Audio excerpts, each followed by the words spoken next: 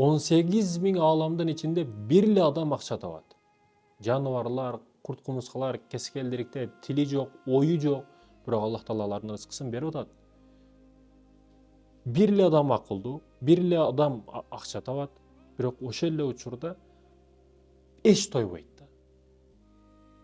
Ошончо жаныбарлар бар, тили жок, акылы жок, бир жумушу жок, бирок рызыкты Аллах Таала жеткизип атат аларга. Ошо чимериге рызык берген Аллах Таала сизди кантип унутуп койсун.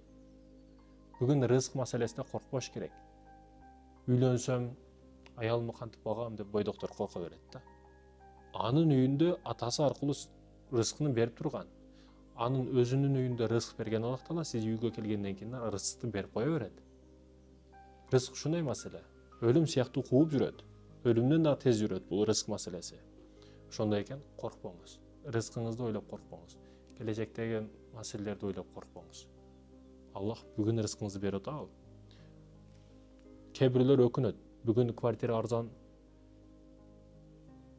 алып коюшум керек эле.